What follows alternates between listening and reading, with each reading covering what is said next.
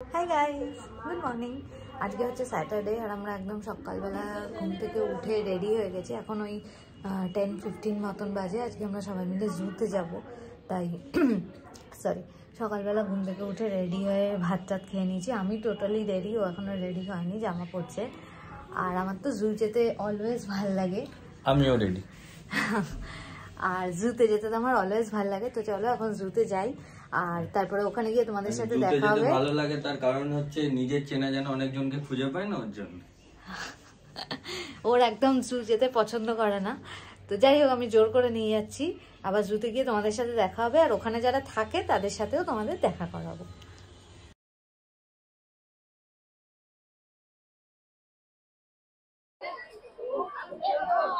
এগুলো কি বলো তো?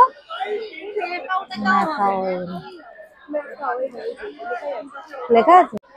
তো ফাইনালি আমরা জুতে এসে পৌঁছে গেছি অনেক বৃষ্টির পরে। চারিদিকে খুব বৃষ্টি হচ্ছিল, আর ওই জন্য বাসে বা মেট্রোতে উঠে আর কোনো ক্লিপ নিতে পারিনি। এখন জাস্ট ঢুকলাম আমরা। চিড়িয়াখানায় হচ্ছে 50 টাকা টিকিট, এটা তো এতদিনে সবাই জেনে গেছো। তো চলো এবার ঘুরে দেখা যাক। এখন আমরা একটা জাস্ট ম্যাকাও দেখলাম, এখনো কিছু শুরু করিনি। তো চলো এবার দেখি কি কি দেখা যায়। কি করে দাও সবাই মিলে একটু। আর এই যে এটা হচ্ছে কি আজকে আমাদের জু এর টিম, আর এই যে এখানে আরেকজন রয়েছে।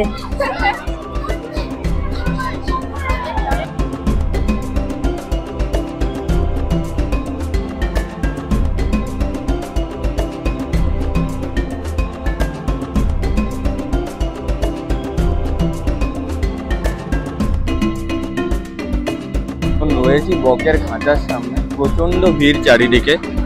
জানি না কতটা আওয়াজ আসছে বা কতটা ভালো আপনারা শুনতে পাচ্ছেন, তো তবুও দেখানোর চেষ্টা করছি।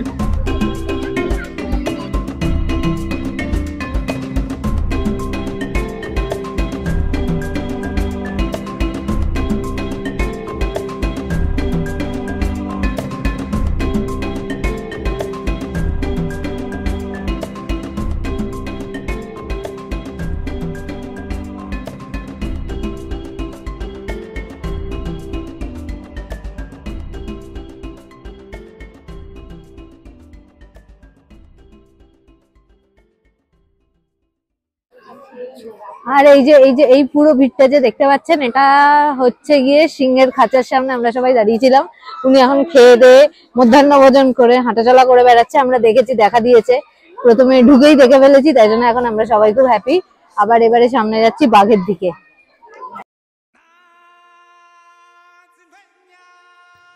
মধ্যাহ্ন ভোজনের পরে উনি কিন্তু দিব্যি শীতের মিঠে রোদ গায়ে মেখে বাইরে পায়চারি করে বেড়াচ্ছিলেন। আর ওনার দেখা পেয়ে আমাদের মতন দর্শকদের হলো চোখের আরাম আর মনের শান্তি।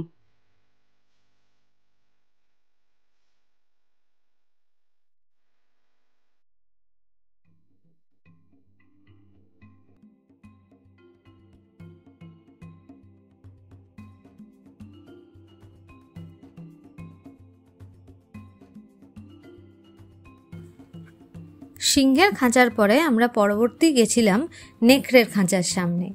আর নেকড়েরা কিন্তু largest non domestic member of our dog family. এরা প্রধানত ইউরো এশিয়া বা নর্থ আমেরিকার জঙ্গলেই দেখতে পাওয়া যায়। 3 ধরনের উলভস রয়েছে, প্রত্যেকের কিন্তু অবস্থান অনুযায়ী ওয়েট আলাদা হয়।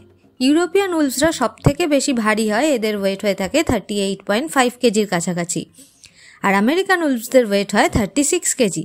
আর ইন্ডিয়ান বা অ্যারাবিয়ান উলভসদের ওয়েট হয়ে থাকে 25 কেজি। না দেখলি? হ্যাঁ, কেমন লাগলো?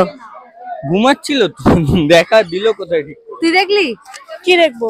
হয় না হ্যাঁ, তো একটু দূরে নিয়ে যা। হ্যাঁ, এটা এখন খুব বৃষ্টি শুরু হয়েছে, তো ঠিক মতো ঘোরা যাচ্ছে না। স্টিল আমরা চেষ্টা করছি যা যা দেখার। কি কি দেখে নিয়েছি আমরা, বল এতক্ষণে? আমরা হাতি দেখেছি, সিংহ দেখেছি, নেকড়ে দেখলাম, হায়না দেখেছি, আর প্রচুর পাখি দেখেছি। এখন খুব জোরে বৃষ্টি পড়ছে, জানি না কতক্ষণ ঘুরতে পারবো। একটু শেল্টার নেবো, কিছুক্ষণ দাঁড়াবো, তারপরে আবার বাকিগুলো দেখবো। আর এই যে পেছনে যে স্কোয়াডটা দেখতে পাচ্ছেন, ওটা হচ্ছে গিয়ে আজকে আমাদের স্কোয়াড। আলিপুর জুয়ের অন্যতম প্রধান আকর্ষণ হলো এই সাদা বাঘ। এরা কিন্তু প্রধানত দেখা যায় আমাদের ইন্ডিয়াতেই। আর এদের গায়ের লোমটা সাদা হলেও এদের ওপরে কিন্তু রয়েছে কালো ডোরাকাটা দাগ। নর্মাল বাঘের থেকে এরা কিন্তু আকার আয়তনে বেশ বড় হয়। এদের হাইট হয়ে থাকে অ্যারাউন্ড 90 to 110 সেন্টিমিটার, আর লাইফ স্প্যান হয় 104 থেকে 106 দিনের মতো।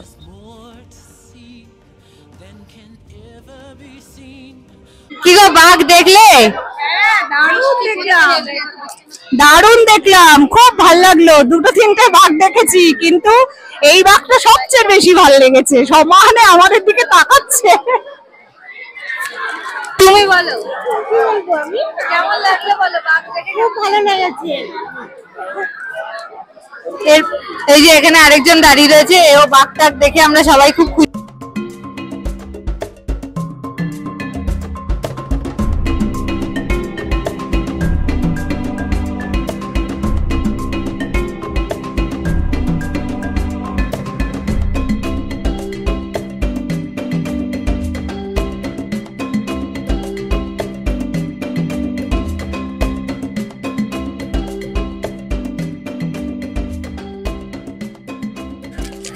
আমরা এইভাবে গন্ডার দেখে বেরোলাম, এখন দাঁড়িয়ে রয়েছে, একটু রেস্ট নিয়ে নিচ্ছি। সামনেই রয়েছে সাপের ঘর, তো এখন সাপের ঘরটাতে ঢুকবো। যদিও সাপের ঘরের আগে যতবার এসেছি সাপ সেরম ভাবে ছিল না, জানি না এবছর নতুন কিছু হয়েছে কিনা। আর সাপের ঘরে প্রচন্ড ভিড় রয়েছে, কতটা দেখতে পাবো সেটাও জানি না, তো দেখা যাক কি দেখা যায়। আর আপনারা যদি ভাবেন যে আমি এরকম এতটাও ঠান্ডা নেই যে আজকে এই মাফলারটা জড়িয়ে রাখার মতন, কিন্তু এখন বললাম যে বৃষ্টি পড়ছে আর এখানে ছাতা নিয়ে ঘোরা যাচ্ছে না, তাই জন্য আমি এটা জড়িয়ে রেখেছি।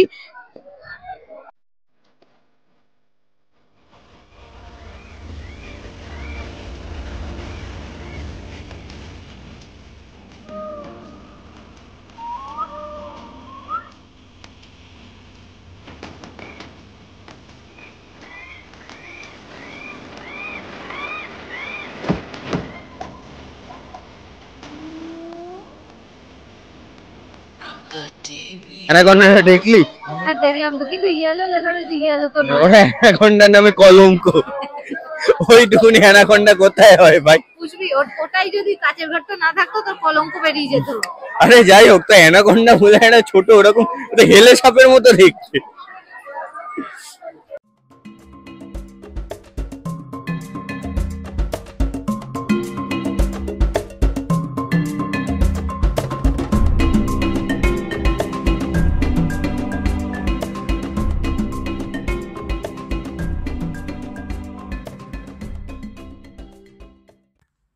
আর এখন আপনারা সামনে যে প্রাণীটিকে দেখছেন সেটি দেখতে পুরো পান্ডার মতো দেখতে হলেও এটা কিন্তু পান্ডা নয়, এটা হলো মালয়েশিয়ান টাপির, আমাদের আলিপুর জুয়ের এবছরের নতুন সংযোজন।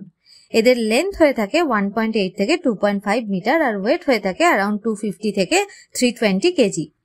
ফিমেল টাপিরা কিন্তু মেলদের থেকে অনেক বেশি বড় সড়ো হয়, আর চোখে এদের দৃষ্টি কিন্তু যথেষ্ট পুয়ার। এদের প্রধানত দেখতে পাওয়া যায় tropical lowland rain forest of south east Asia including Sumatra, peninsular, Myanmar and Thailand.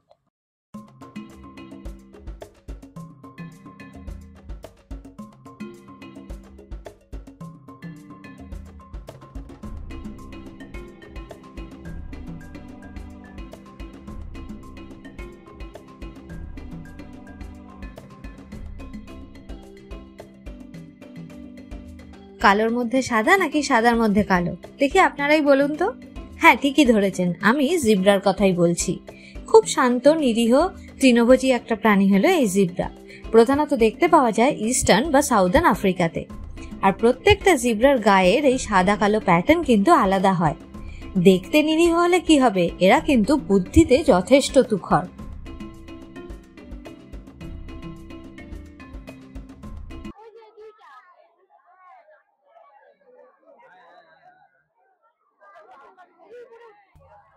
বাবু নামটার মধ্যেই কিন্তু একটা বাবুয়ানা ভাব রয়েছে, আর ঠিক সেই রকমই একটা ভাব রয়েছে এখানে বসবাস করা প্রাণীটির ভেতরে।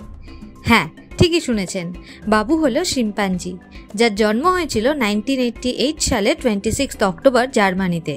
তারপরে 1 বছর বয়সে তাকে নিয়ে আসা হয় চেন্নাইয়ের আরিগনান আন্না জুওলজিক্যাল গার্ডেনে। এরপর ওকে কলকাতায় আনা হয় 1998-এ। বর্তমানে ওর বয়স 36 বছর।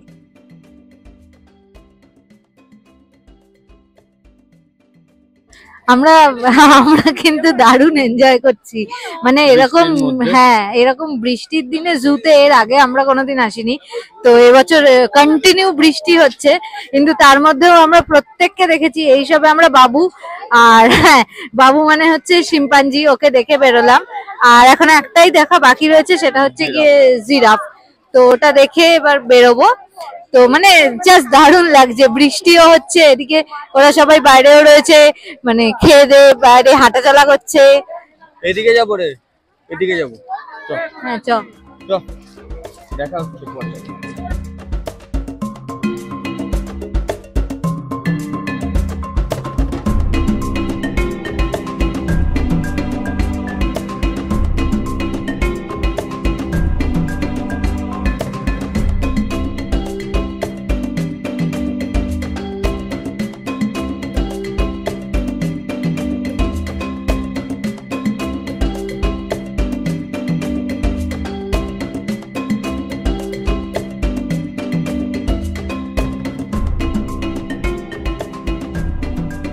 তো আমরা যখন ছোট ছিলাম, তো মানে ছোট লাইক স্কুল বা কলেজে পড়তাম, তখন আমরা একটা নিউজ শুনেছিলাম যে আলিপুর জুতেই এরম বাঘের গলায় মালা পরাতে গিয়ে একজন মারা গেছিল।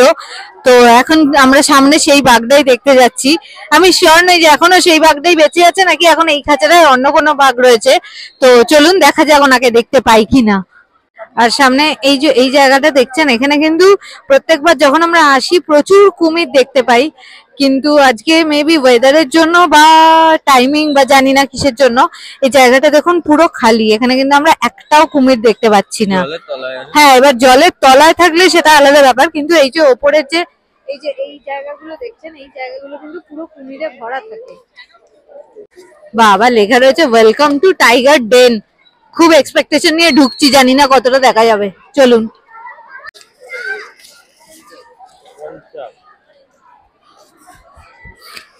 এত কিছু কি একসাথে সামলানো যায় আপনারাই বলুন। একে তো বৃষ্টি হচ্ছে, তার মধ্যে ব্যাগ রয়েছে, তার মধ্যে ঠান্ডা লাগছে, তার মধ্যে সামনে ভিড়।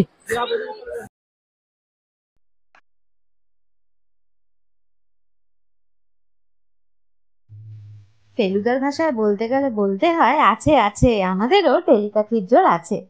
বাঘমামা কিন্তু আমাদের নিরাশ করেন। খাঁচার সামনে প্রথমে কিছুক্ষণ দাঁড়িয়ে থেকে ওনার দেখা না পেয়ে মনটা বেশ খারাপই লাগছিল, কিন্তু তারপরে হঠাৎ করেই, সেটা বৃষ্টির জন্যই হোক বা যে কারণেই হোক না কেন, উনি কিন্তু গুহা থেকে বেরিয়ে এসে বাইরে এসে বসলেন। আর সেই সুযোগে আমরা তুলে নিয়েছিলাম বেশ কয়েকটা ফটো আর ভিডিও।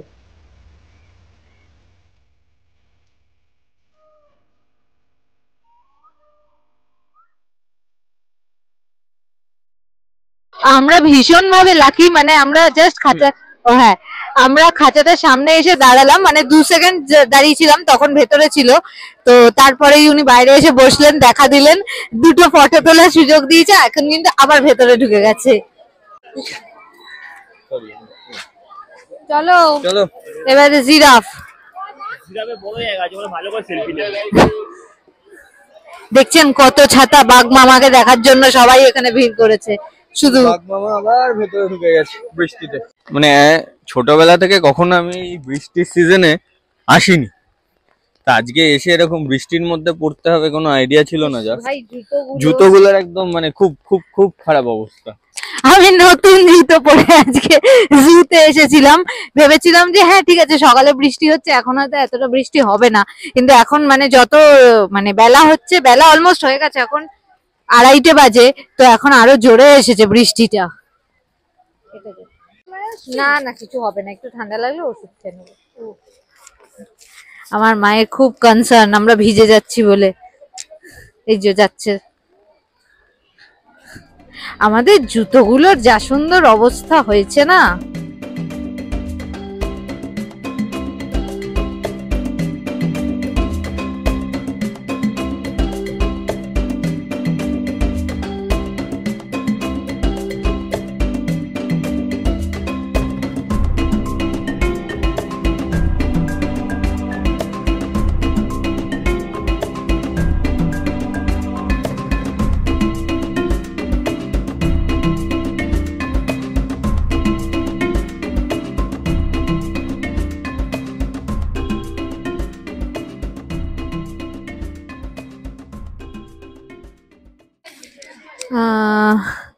জিরাফটা খুব একটা ভালো দেখলাম না, কারণ বৃষ্টির জন্য বেশিরভাগ জিরাফই, হ্যাঁ একজনই বাইরে রয়েছে। তো আমি বেসিক্যালি কম্পেয়ার করার চেষ্টা করছিলাম যে আমি ওর পাশে দাঁড়ালে আমার কেমন লাগবে।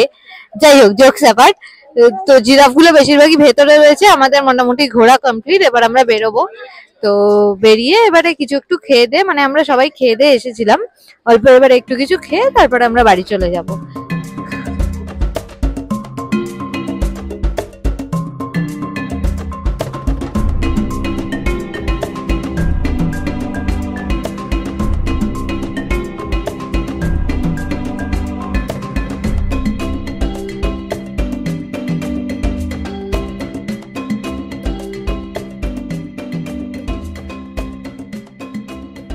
তো এই ছিল আজকে আমাদের জু এর গল্প।